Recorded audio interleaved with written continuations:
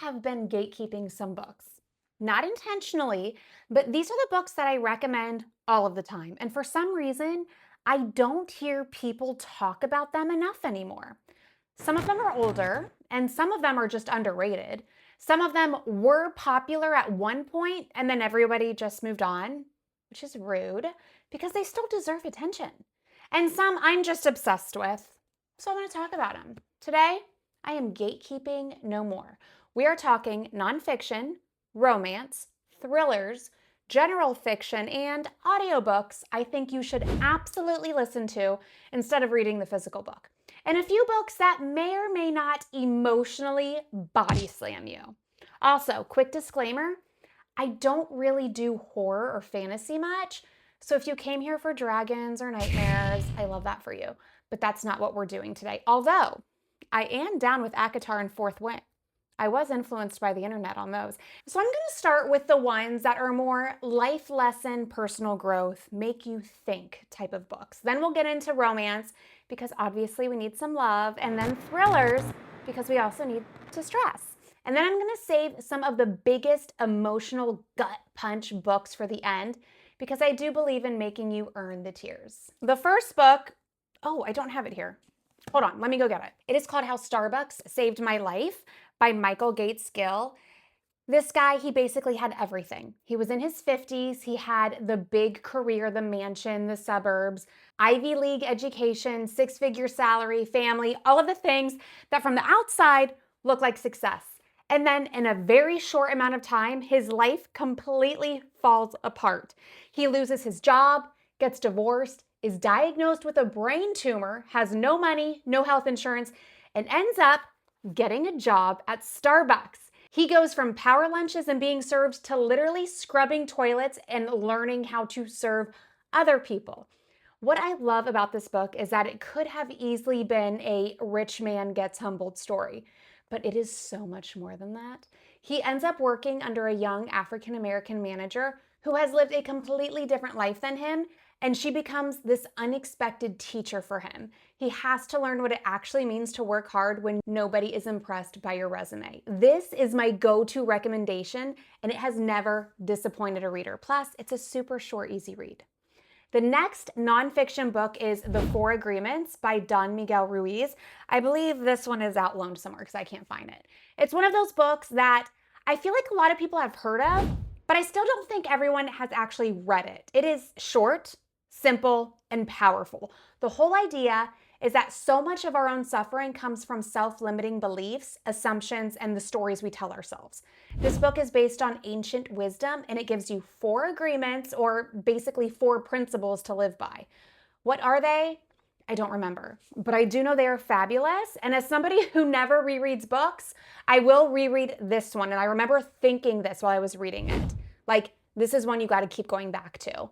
And the reason I like this one is because it's not one of those personal development books that takes 400 pages to say, drink water and believe in yourself. It's not like that at all. The third nonfiction book is one that I listened to. It is Limitless by Jim Quick. This one is for the people who are like, okay, love the life lessons, but can I get some actual tools? Jim Quick is known as a brain coach, and he's worked with actors, athletes, CEOs, entrepreneurs, people whose entire job requires them to learn fast, remember things, focus, and perform. And Limitless is about how to improve the way you learn. Nobody teaches you how to learn. They just tell you what to learn. So he talks about mindset, motivation, methods, and momentum. Those are the 4 M's. And I know that sounds very business bookish, but stay with me here. The useful part is that this book gets into things like memory, focus, speed reading, communication, and how to actually train your brain instead of just accepting that you're bad at remembering names, or you're bad at learning a language, or you're bad at finishing books, which is rude, but it's relatable. And the expanded edition also gets into AI and human intelligence, nutrition, workplace tools for remote and hybrid work. And there's even a self-assessment to figure out your brain animal code. I know that sounds fake. Brain animal sounds fake, but doing that is on my list of things to do. This is another great one to reread. I remember after I read it, my daughter and I practiced this memory game, and we could remember so much that it was shocking. So if you want a nonfiction book that feels more practical and less like a motivational poster, this is a good one. Okay, so now let's shift from fix your life to ignore your life and read romance. First up, this series I am obsessed with. It will be my all-time favorite romance series, the Windy City series by Liz Tomforty. And when I say series, I mean we are not doing one little book and moving on. We are talking Mile High, The Right Move, Caught Up, Play Along, Rewind It Back, and In Her Own League. Technically, In Her Own League is not part of the series, but I don't know why. I don't know why it's not, because it's a natural addition. This is sports romance. Again, I listened to every single book, and every single book has banter, emotional tension, and you will be so invested in this entire friend group that you will lose track of time. This series gives you fun romance stuff, but it is also giving you deep emotional situations. So you're not just reading for the tropes. The characters are also so lovable. And it has that magic where every time you finish one book, you're like, well, obviously I need to read the next one immediately. That's why I listened to them like this. So if you like interconnected romance series, sports romance, found family vibes, this is your sign. Also, if you loved Off Campus, you will be obsessed with this. When the TV adaptation comes out, I will be insufferable. And then we have Megan Quinn. I'm not even picking books. I'm just telling you Megan Quinn. Anything by her. But specifically, I really recommend listening to her books on audio because her narrators are fabulous, like laugh out loud fabulous. And I don't say laugh out loud lightly because usually when people say that, I'm like, but did you really laugh out loud, like literally? With Megan Quinn, I have laughed out loud and looked like a crazy person laughing, getting my nails done at nothing because I have my AirPods in. I would start with the Bridesmaids series, then Just for the Cameras. Again, not part of the series, but so much character overlapping, it might as well be. Her Christmas books, Merry Christmas, You Filthy Animal, and How My Neighbor Stole Christmas, so funny. And then some of her standalones, like Rules for the Summer, Until Summer Do Us Part, so good. I've never read a book by her that isn't 5 stars.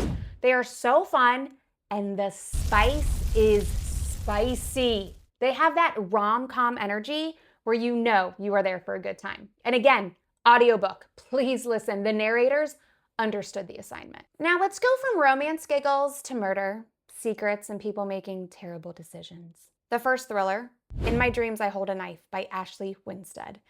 This one is so good if you like dark academia adjacent vibes, college friend group drama, reunions, secrets, and murder. This is the setup. 6 friends, 1 college reunion, and 1 unsolved murder. 10 years after graduation, Jessica Miller is going back to her elite Southern University, and she's ready for her triumphant return. She wants everyone to see the new version of her, confident, beautiful, successful, and unbothered. But of course, because this is a thriller, she is so bothered.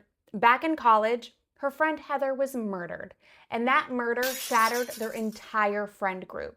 Now, the remaining friends are back together, but not everyone has moved on. Somebody is determined to find out who really killed Heather. And as the group reunites, all these secrets start coming up. Secrets that each person would do basically anything to keep buried.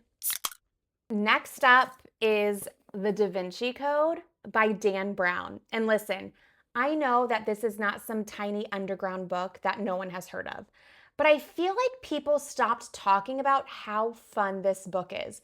I'd love to read this one again, but get the book that has pictures in it because those visuals are a huge part of the story. If you don't know, Robert Langdon, a Harvard symbologist, he's in Paris when he gets a phone call in the middle of the night. The curator of the Louvre has been murdered inside the museum and his body is covered in symbols. Then Langdon teams up with Sophie, who is a French cryptologist, and they start following this trail of clues hidden in the works of Leonardo da Vinci. Like, just listening to the blurb, I'm like, there's no way I would be into it, but I'm totally into it. There are secret societies, ancient mysteries, riddles, and tons of dramatic running around Europe energy. When I went to Paris last year, I wish this book was fresh in my mind. Is it underrated? Probably not. But has it been under-discussed lately?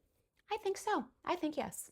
So I'm bringing it back into the conversation because sometimes we need to remember that a book can simply just be extremely entertaining. The next book, I read this thriller so long ago, The Husband's Secret by Leanne Moriarty. This one has such a good hook. 3 women, 1 secret, a letter that changes everything. Cecilia seems to have the perfect life with a successful career, great husband, 3 daughters, basically has everything put together. Then one day, she finds an old letter in the attic addressed to her with instructions that it should only be opened in the event of her husband's death. But her husband is very much alive, which, first of all, absolutely not. I would be opening that letter so freaking fast. And she mentions it to him casually, and he tells her, just put it away. And then he suddenly flies home early from a business trip and starts frantically searching for the letter. So now she knows, like, okay, there's something in this letter. And whatever it is, it's gonna change something. This is the kind of domestic suspense that works because the question is so simple and so unbearable. Like, what the fuck is in the letter? And would you open it? Because I would immediately. This is one of those books where you learn things at the very end that instantly add all the stars to the rating. The next thriller, it's actually 3 thrillers, A Good Girl's Guide to Murder, and the 3 books in this series by Holly Jackson. Don't be swayed by this being young adult. I didn't even know it was young adult until somebody told me. Now this is another one where I know a lot of people have heard of it, but if you haven't read it yet, it's totally worth picking up. Everyone in Fairview knows this story. Pretty popular high school senior Andy Bell was murdered by her boyfriend Sal Singh, who then killed himself. That is the accepted version of events. But 5 years later, Pip is still not convinced. She remembers Sal is kind, so she can't make the story fit. So for her senior project, she decides to re-examine the closed case. And at first, she's just trying to poke holes in the original investigation. But then she starts finding actual secrets. Secrets that may suggest that Sal was innocent the whole time. And then, of course, someone in town really doesn't want her digging around. This book is so bingeable because it has that true crime investigation feel, but with a personal stake. And Pip is such a great main character. She's smart, determined, completely incapable of leaving things alone. These 3 books in the series tie so well together. And you learn something in the 3rd book that makes you want to go back and reread the 1st book. It's exactly what you want in a murder mystery. Now we are entering the section of books that feel cozy, emotional, funny, and devastating in varying amounts. The House in the Cerulean Sea by T.J. Klune. And yes, I know earlier I said I don't really do fantasy, but this is the exception because it's not like fantasy in the sense where you need a map and a glossary. It's more whimsical and magical and found family, and you could kind of relate it to a lot of things going on currently. I highly, highly recommend listening to this one on audio. The narrator is insanely good. This story follows Linus Baker, who is a very by-the-book caseworker in the department in charge of magical youth. His job is to evaluate orphanages for magical children. And then he gets assigned to this very unusual orphanage with 6 supposedly dangerous magical children. The orphanage is run by Arthur Parnassus, who would do anything to protect these kids. And as Linus gets to know the children and Arthur, this book becomes this beautiful story about found family, belonging, acceptance, and realizing that the life you thought you wanted might not be the life that actually makes you happy. It is so charming. And the audiobook, again, it just makes it so much better. There is a sequel to this one that I haven't read yet called Somewhere Beyond the Sea. That is on my list. Next is Anxious People by Frederick Bachman. And even though I have the book right here, I listened to it on audio. And I recommend you listen to this one on audio because, again, it is funny. This book has one of my favorite premises because it just sounds so ridiculous, but then it somehow becomes incredibly human. Listen to this. A failed bank robber accidentally bursts into an apartment open house and takes everyone there hostage, except it is basically the worst hostage situation ever. The hostages include a retired couple who keep buying fixer-uppers because they can't fix their own marriage, a wealthy bank director, a young couple about to have a baby, a very unimpressed 87-year-old woman. You have the flustered real estate agent and a mystery man locked in the bathroom. It's chaotic, but but because it's Frederick Bachman, you know it's not just quirky. You know this gets deep. Every single person in that apartment is carrying grief, fear, regret, loneliness, or some kind of secret. And slowly, what starts as this bizarre hostage situation turns into a story about people desperately needing to be rescued, including the bank robber. Next, another one you got to listen to, The Guncle by Stephen Rowley. And I'm sorry, but some books are just better when somebody performs them for you. And this one is actually read by the author. He blew me away. So The Guncle is about Patrick, also known as Gay Uncle Patrick or Gup. He loves his niece Maisie and his nephew Grant in a fun uncle way. Like, he loves it when they visit. He loves being entertaining. He loves being fabulous for a limited amount of time at his home in Palm Springs. He's not exactly prepared for full-time caretaking. But then tragedy strikes. These kids lose their mother and Patrick's brother has a health crisis. So Patrick suddenly becomes their primary guardian, and he has these Guncle rules, which sounds like it should solve everything, but it doesn't.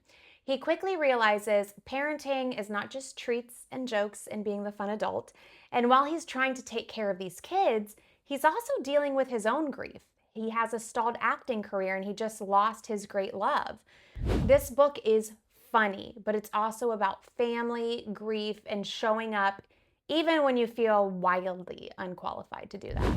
Now we need to talk about Tuesdays with Morrie. This one is by Mitch Albom. It's one of those books that I think everyone should read at some point. Again, it is not big at all.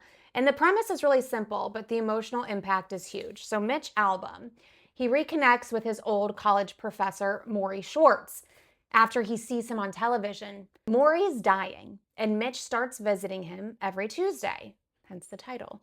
Those visits become one final class, not about academics, but about life. They talk about love, work, aging, regret, death, what actually matters. And there's this line from Morrie that basically sums up the whole book. Once you learn how to die, you learn how to live. Again, it's super short. It makes you think. And finally, on a similar note, The Last Lecture by Randy Pausch. This is the one I would save for when you are emotionally prepared, because the setup alone is powerful. Professors sometimes give talks called The Last Lecture, where they imagine what wisdom they would share if it were their last chance. But for Randy Pausch, it was not hypothetical. He was a computer science professor at Carnegie Mellon, and he had recently been diagnosed with terminal cancer. So when he gave his lecture, he actually was facing the reality that time was limited. But the incredible thing is that his lecture, called Really Achieving Your Childhood Dreams, wasn't really about dying. It was about living, overcoming obstacles, helping other people achieve their dreams, seizing the time you have, and thinking about what kind of a legacy you want to leave. The book takes the humor, intelligence, and heart of all of that lecture and turns it into something that you can come back to again and again. Very similar to Tuesdays with Morrie. And I think that is why these two books are such strong books to end on, because this whole video is technically about underrated books or books I've been gatekeeping, but really the best books are the ones that stay with you.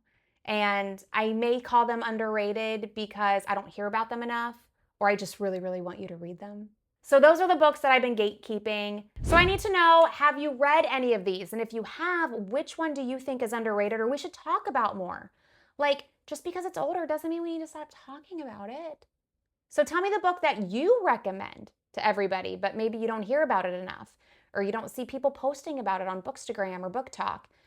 Because clearly I need more books to my never-ending TBR.